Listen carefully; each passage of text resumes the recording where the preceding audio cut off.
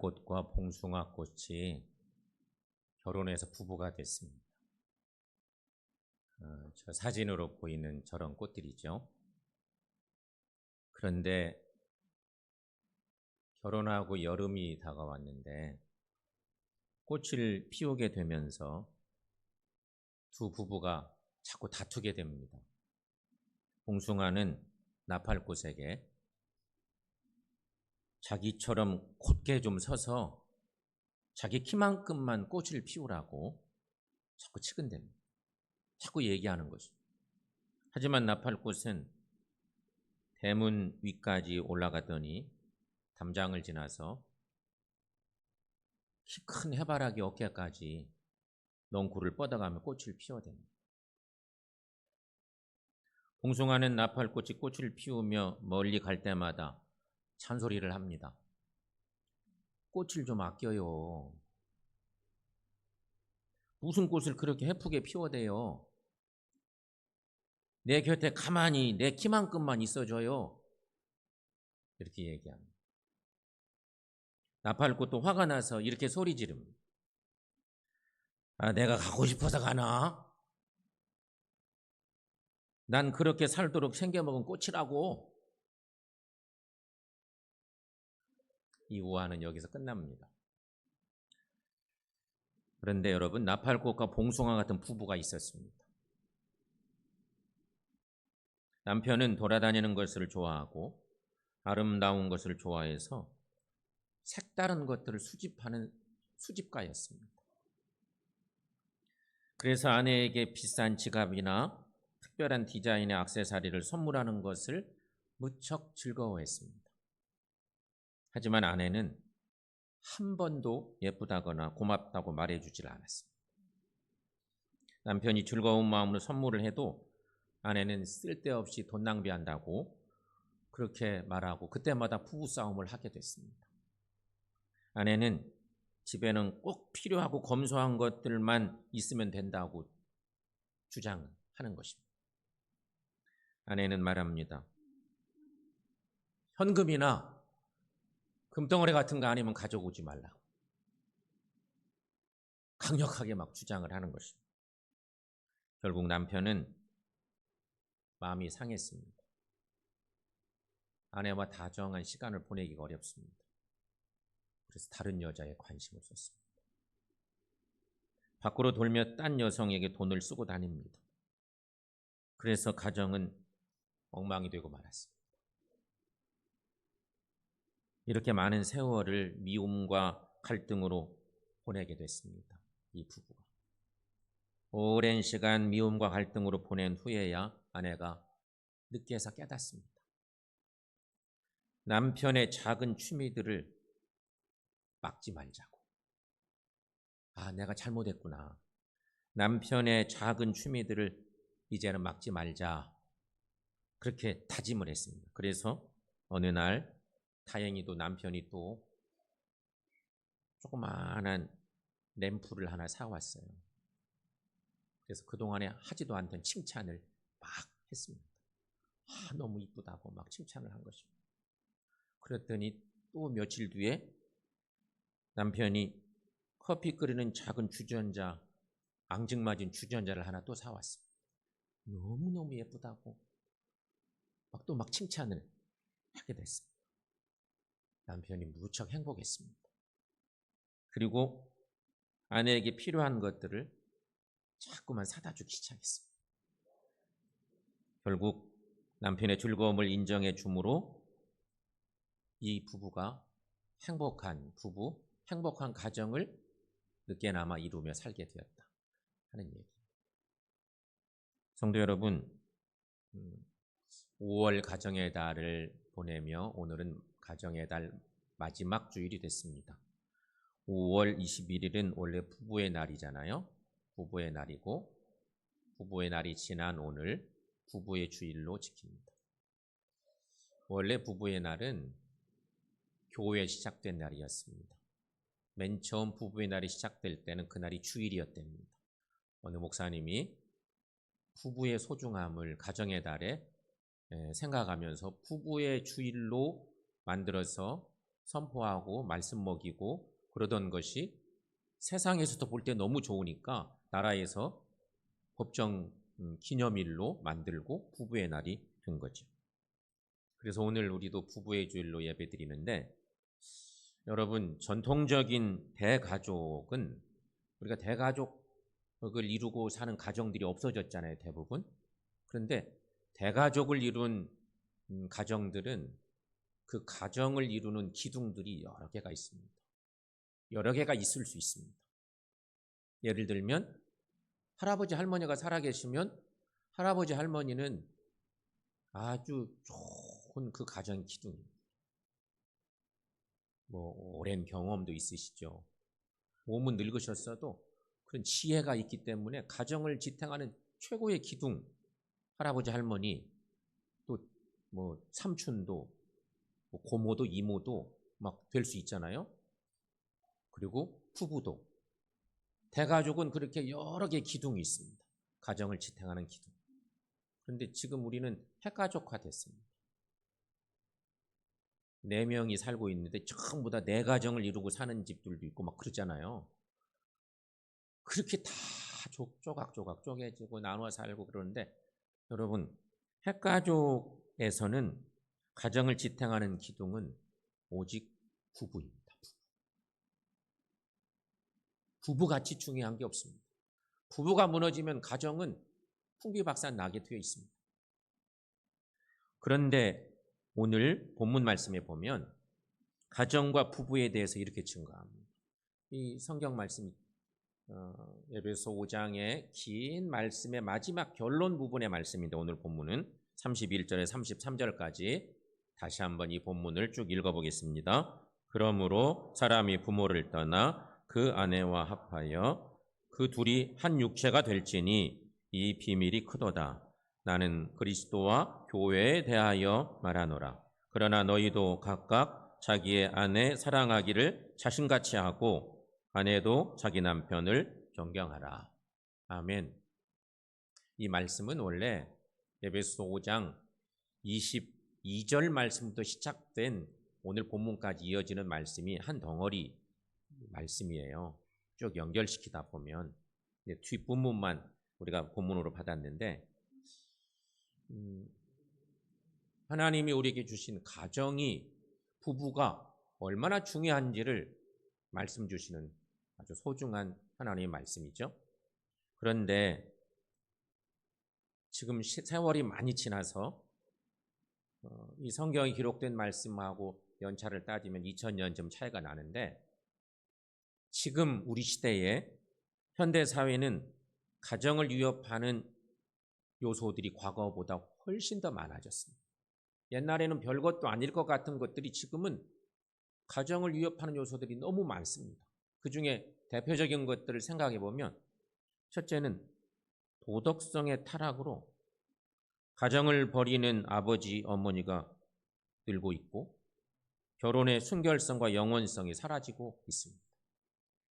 그것이 심각하리만큼 변하고 있는 거죠. 과거에는 딸 시집 보내면 친정엄마가 뭐라고 그래요? 이제 너 그 집 귀신인 줄 알고 그 집에서 그냥 살면 돼. 좀 힘든 일이 있어도 한 번 시집 가면 그 집 귀신이 돼야 돼. 뭐 이런 얘기 하면서 그렇게 가르쳤어요. 하지만 지금은 작은 어려움에도 이혼을 권하는 주위 사람들이 많아요. 왜 살아? 막 이러면서 막 여기저기서 부추기는 경우가 있습니다. 안타까운 일이죠. 또 한 가지, 경제적인 어려움이 가정을 무너지게 하곤 합니다. 과거에는 모두가 어렵게 살았기에 경제적 어려움을 고생이라 생각 안 했습니다. 다 결혼할 때, 출발할 때 대부분 단칸방에 시작하고 사골세로 시작하고 그래도 괜찮고, 그러다가 그냥 어찌어찌 전세 구하고 오랜 시간 뒤에 집도 사고. 요즘은 어때요? 젊은이들이 결혼 못하는 이유가 뭐예요? 집이 없어. 단칸방이 아니고 단칸방은 이미 지니고들 사는데 아버지 어머니가 살고 있는 그런 집 같은 집을 결혼할 때부터 사고 싶어. 요새는 추세가 그래요. 그만큼 경제적인 편차도 심하기 때문이기도 한 거죠. 지금은 상대적 박탈, 그런 경제적 문제로 상대적 박탈감 때문에 경제적인 문제가 생기면 이혼을 택하는 경우도 있어요. 이 과거와 지금은 상상도 못할 그런 문제들인 거죠. 이외에도 여러 가지가 있겠죠. 분명한 건 현대 사회는 가정을 위협하는 요소들이 과거에 비하면 훨씬 더 많아요. 문제는 여러분, 이제 이런 문제들이 있지만 우리가 다시 원점으로 좀 돌아와 생각해 볼. 하나님이 우리를 부부되게 하고 짝지어 주셨어. 많은 세상 사람들 중에 어찌어찌 여러 가지 인연을 통해서, 만남을 통해서 만나게 하시고 가정을 이루게 하셨는데, 우리는 하나님이 우리를 짝지어 주셨다고, 만나게 해주셨다고 하는 고백을 하며 살잖아요. 인생의 만남 중에 최고의 만남은 부부의 만남이에요. 누가 웃으시나? 잘못된 만남인가? 여러분, 인생 살면서 그 많은, 이 땅에 정말 많은 남자 여자가 있는데 그 많은 사람들 중에 두 사람을 부부로 짝지어 주셨어요.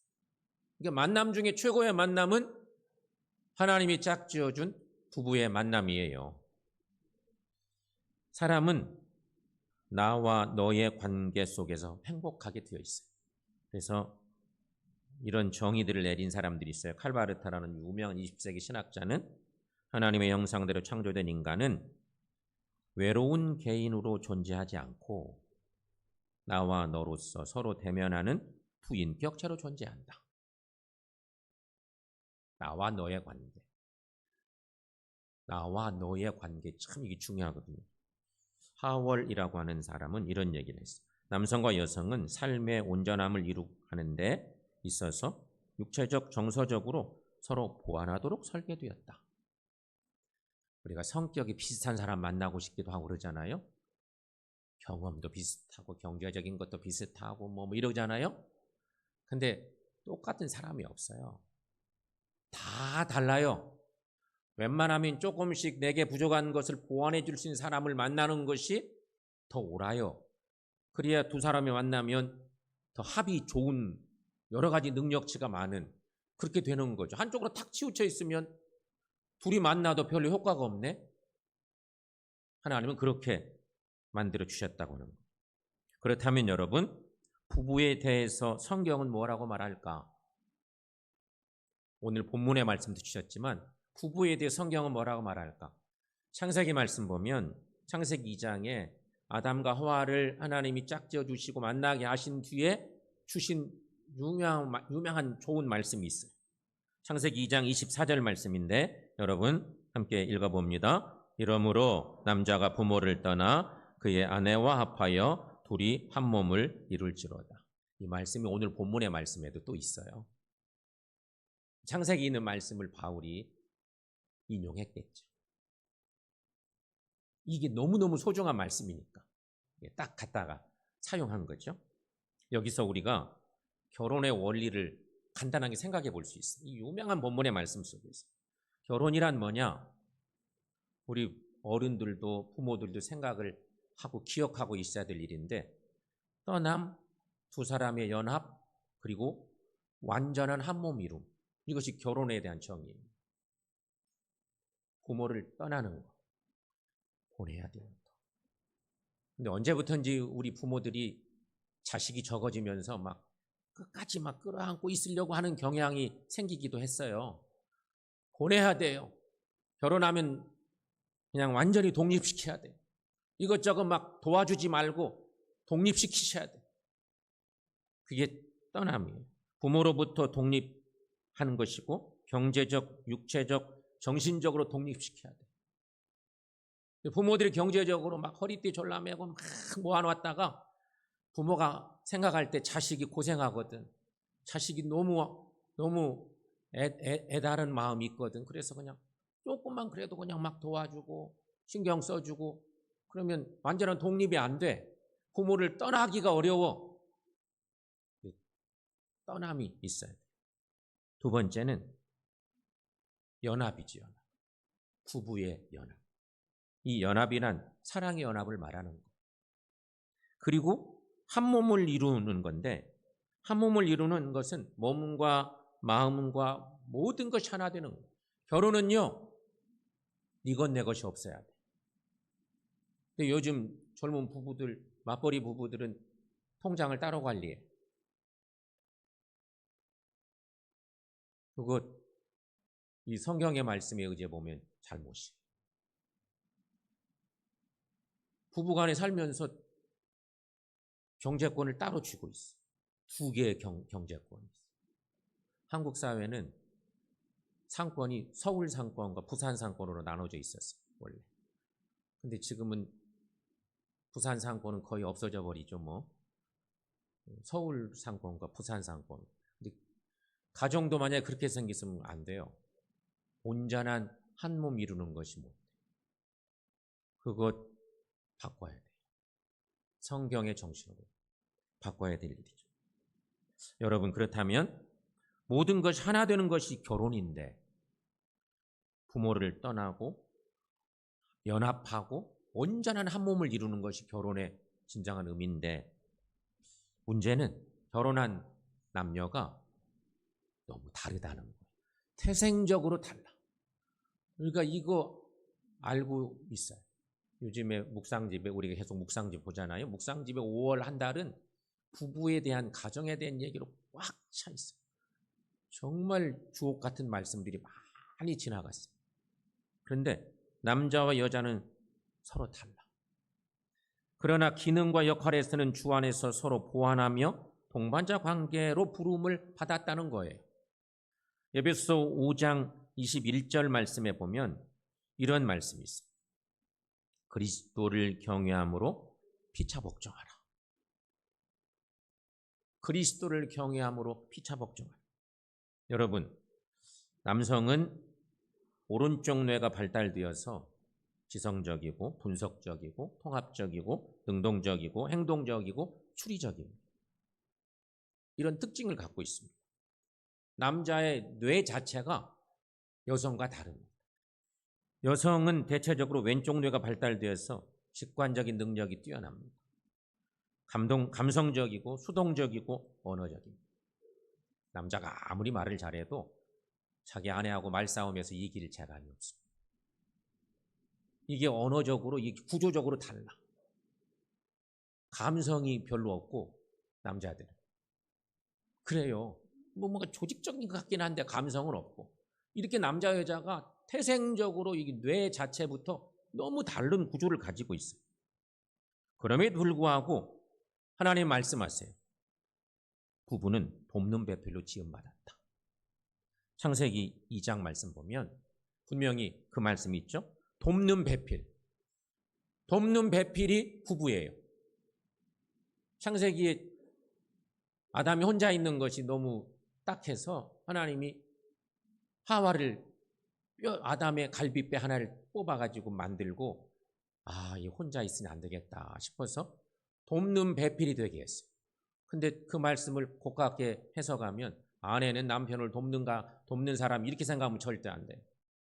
둘이 같이 돕는 배필로 지음받은 것이 사람이에요. 그런가 하면 가정의 질서를 하나님께서 정해주셨어요. 가정의 질서.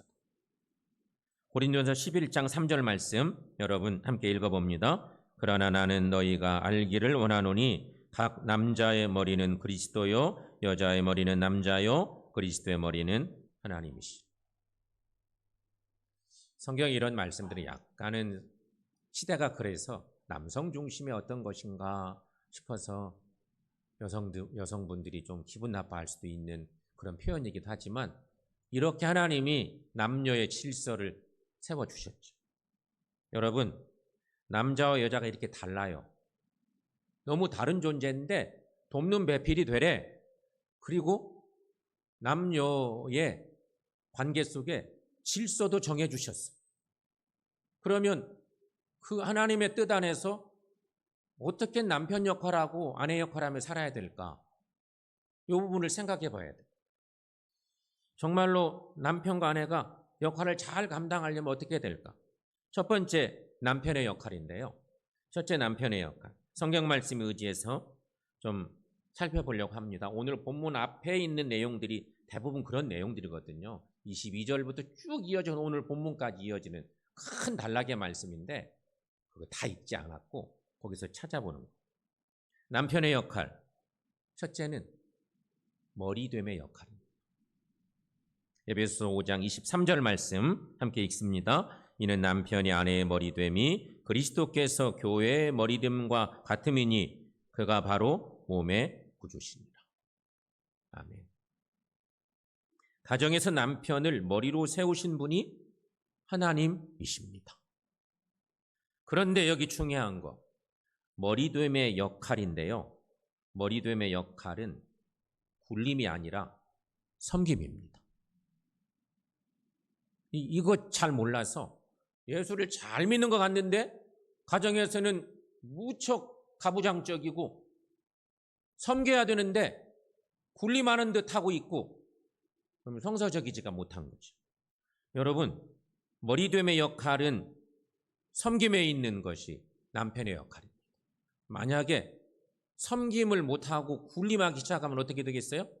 가정의 폭력가가 돼요. 힘으로 막 완력으로 뭔가 하려고 하는 그런 사람이 되고 말아요. 두 번째, 사랑하는 역할이에요. 에베소 5장 25절 말씀인데 거기도 함께 읽습니다. 남편들아 아내 사랑하기를 그리스도께서 교회를 사랑하시고 그 교회를 위하여 자신을 주심같이. 사랑에는 용납, 희생이 전제되어 있습니다. 남편 된 성도 여러분, 주님이 교회를 사랑하셔서 자신의 몸을 주신 것처럼 사랑하시길 바랍니다. 주님이 교회를 얼마나 사랑하셨어요. 그렇게 사랑하라는 것입니다.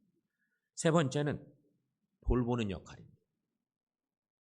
아내는 더 연약한 그릇이기에 귀히 여기라고 베드로서의 말씀에도 있는데요. 귀히 여긴다는 것은 남편의 보살핌을 의미하는 것입니다. 오늘 성경 본문에는 28절 말씀에 이런 말씀이 있습니다. 거기도 함께 읽습니다. 이와 같이 남편들도 자기 아내 사랑하기를 자기 자신과 같이 할지니 자기 아내를 사랑하는 자는 자기를 사랑하는 것이라. 아멘. 내 몸같이 이웃을 사랑하라. 이 말씀 우리가 잘 아는데 부부간에 남편이 특히 아내 사랑하는 것, 자기 자신같이 사랑하라. 남편 여러분, 머리 되시고 사랑하시고 가정을, 아내를 잘 돌보시기를 축원합니다. 다음은 아내의 역할인데요. 첫 번째는 남편의 머리됨에 순종하라. 특히 오늘 말씀 앞에 22절 말씀, 그 한 단락이 시작하는 22절 말씀에 이렇게 말씀이 출발하죠. 아내들이여 자기 남편에게 복종하기를 주께 하듯 하라. 이게 참 너무너무 어려운 말씀이기도 한데 남편에 대한 순종과 복종은 곧 그리스도에 대한 순종이라는 것입니다. 두 번째는 남편을 존경합니다. 존경이란 자발적이며 진정으로 축혀 세우는 것을 의미하는데요. 아까 한 예를 들었던 칼 바르트란 신학자는 이런 얘기를 남겼습니다. 나는 아내의 칭찬 한마디에 3개월이 행복합니다.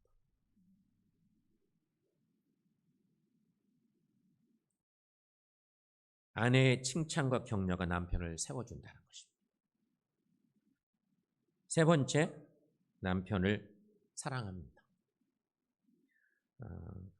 디도서 말씀에 디도서 2장 말씀인데 4절 말씀에 보면 젊은 여자들을 교훈하되 그 남편과 자녀를 사랑하며 이렇게 말씀했습니다. 사랑한다는 것은 희생을 각오하는 것이고 사랑은 들어주는 것을 말합니다. 마지막 또 하나 생각하면 집안일에 최선을 다하는 것입니다. 디도서 2장 5절인데요. 신중하며 순전하며 집안일을 하며. 이는 하나님이 아내들에게 주신 특권이기도 한 것입니다. 아내에게 있어서 가정은 하나님의 나라와 의를 구하는 제1의 사역지와 같다.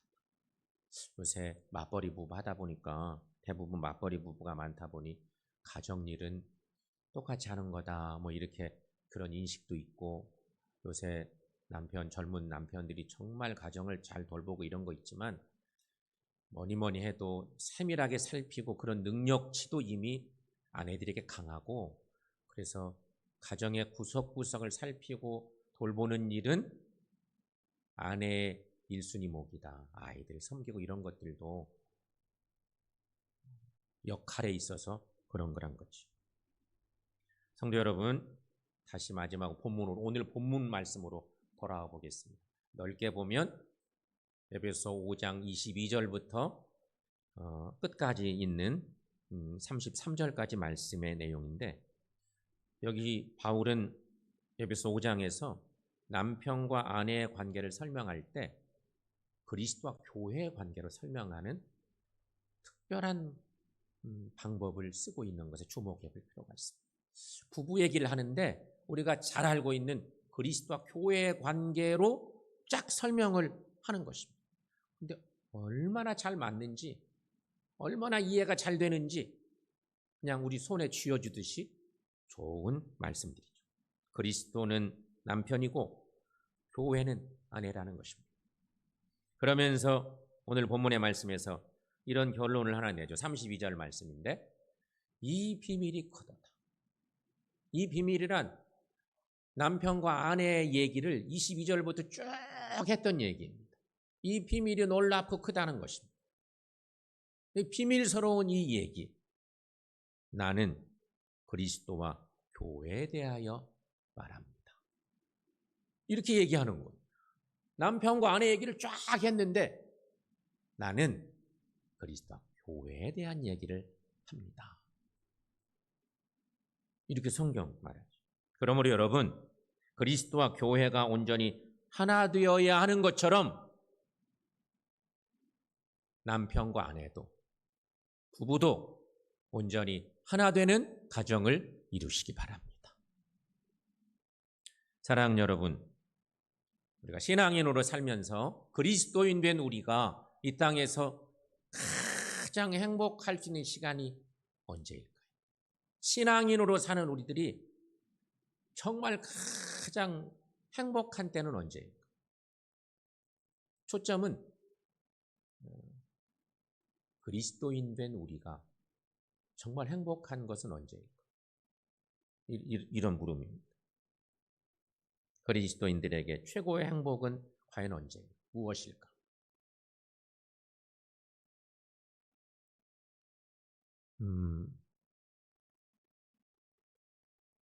신앙이 없는 사람들은 황금이다, 뭐 이렇게 얘기할 수도 있겠지만, 신앙생활하고 사는 우리들에게 일생을 살면서 그리스도인을 사는 우리에게 최고의 행복은 뭘까? 어떤 사건이 있을 때일까? 묻는다면 아마 대부분은 하나님을 만나 뵙거나 하나님을 체험하는 거죠. 하나님을 만나 뵙거나 천국을 경험하는 일이지 않을까 싶습니다. 영적으로 가장 행복한 시간 아니겠어요? 하나님을 뵙는 일이 생긴다거나 비슷한 사건이지만 천국을 경험하게 됐어. 이것처럼 행복한 시간이 뭔지 뭐 또 있겠어요? 그런데 이런 것이 생각나게 하는 카렌 선드라고 하는 사람은 유명한 이런 얘기를 남겼어요. 사랑하는 것은 천국을 살짝 엿보는 것이다. 사랑하는 것은 천국을 보는 것과 같다. 이렇게 얘기했어요. 사랑하는 성도 여러분, 하나님의 은혜 안에서 진정으로 하나님이 짝지어 주신 부부간에 사랑하는 삶을 사시기 바랍니다. 그래서 천국을 경험하시고 천국을 들여다본 은혜가 있고 행복한 가정을 이루어가는 모든 부부들이 되시기를 축원합니다. 기도하겠습니다.